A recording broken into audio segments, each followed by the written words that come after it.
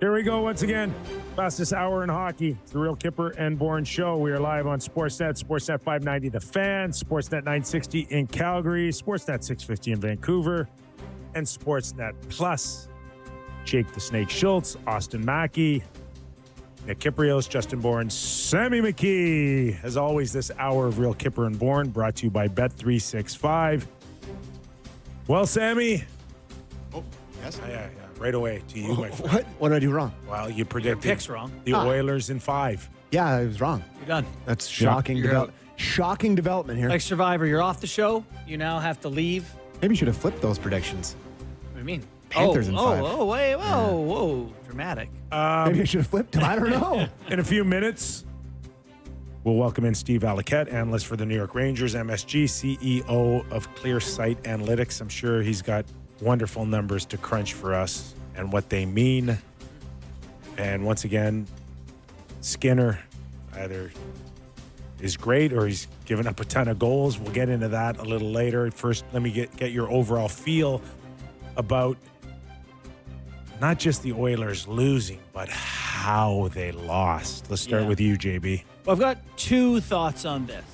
The first is that last year in the Stanley Cup final, the Oilers took it to Florida twice like this, and Florida won the Stanley Cup. So I'm saying it's not a death sentence is the first point I'll make.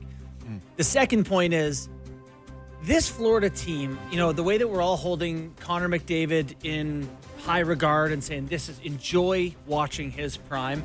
I think we need to enjoy watching the best playoff team of the past however many years, the decade at least. They are built for this. I'll go further to you, okay? I'm older than you. Yeah. I do remember the Montreal Canadiens in the 70s. Yeah. And then in the 80s, it was the Oilers and the Islanders. Your dad's Islanders. Clark's Islanders. Yep.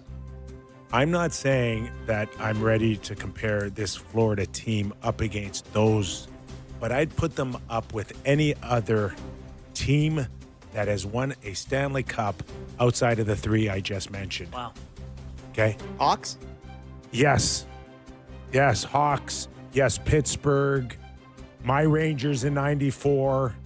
Montreal. Go anywhere you want. Yeah. I am watching a Florida Panther team that could win, I believe, at any time in any era. Now, could they have gone toe-to-toe with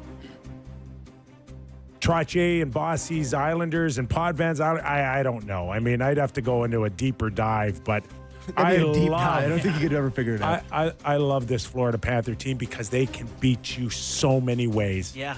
I remember I've said it on this show too, Brian Burke's thing about, if you play 4 rounds, you're going to have to play 4 different ways, whether it's heavy or fast or skilled or whatever it may be. And they seem to be able to do it any different way. I think, again, I'm not saying that they're unbeatable, but what I am saying is when they're on, when they play their game, it's incredible to watch. Like this is they have now beat every team they've played in the playoffs by 4 goals in a single game in a series. Like there's been a game where the other team just can't handle them. They've scored 6+ goals 6 times in the playoffs, 5+, 8 of the last 11 games. 5 goals, 8 of the last 11 games in the Stanley Cup playoffs. And their whole thing, GMs are going to watch them and go, we got to be tougher. It's like, no, man. They're not just tough. Can I tell you something? That when I think of this Florida Panther team, I don't think about them being tougher than their opponent. I don't think about anything. The number one thing, and I've said this to you before, is they pass the puck better than any team I've seen in the last 20 years. They move the puck. It's not that Sam Bennett's bumping goalies or they trash talk or they find a way to hurt you or they're just tougher. No, they pass the puck better than any team.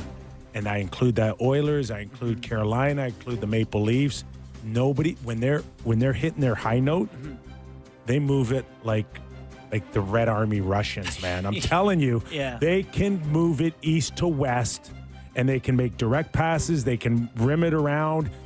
They could string 5 passes together before you can blink. Yeah. And it is fun to watch. That Ekblad goal last night where they pass it into the bumper, slip it to him backdoor. It was Globetrotters. It was a cherry on top for that game. You know, the fact that they're doing all this on top of being good defensively and being this physical, whatever. I am working on an article right now that'll probably come out tomorrow on what we're talking about here. That when this team is on, like what are GMs going to look at this team and take away from it? And I think a lot of lesser GMs are going to go, whoa, they're physical, they're mean, whatever. I think that's what some teams are going to do.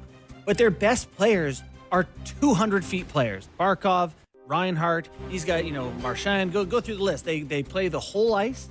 They're physical. They use each other. It really is. I'm not saying the series is over. I'm saying when that team is on, it is something to behold. No, what you're saying is when they're on, they are unbeatable. Yeah. That's what you're saying. Last night made me feel a lot better about Game 7. The Leafs. Yeah. You know, I'm like, oh, they can do that to the Oilers too, eh? That's enjoyable. I enjoyed that. That makes, as a selfish Leaf fan, it made me feel a little bit better. Yeah. See, just to add to your point is that what teams really need to understand when they watch Florida is that, and just to add to your point, that they could start with Barkov and they can work their way down to the fourth line. And the gap between 1 and 4 is as narrow as anything you'll find. Whereas when you go to... I'd argue 1 and 3. Okay. Like Gadjevich, Greer, No.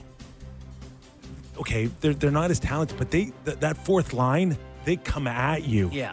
Like it's relentless. Right. From 1 to 4, the forecheck, the time and space that they take away from you is relentless. It keeps coming.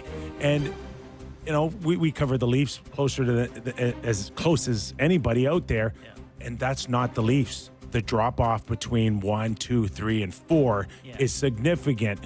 He dropped Kelly Yarncroc onto that Florida team. It's like last night. Okay, you go through Oilers 1 to 4, and the drop off was significant by the time you got to Kapanen and Brown, and those guys can come back and play well again. Yep. But the gap between the lines last night for Edmonton and the drop off of energy and pushback and all of it, night and day compared to Florida. We got to get a Valley, but I will say, I have to step in and be the one to say this. Being, $20 million over the cap helps your depth.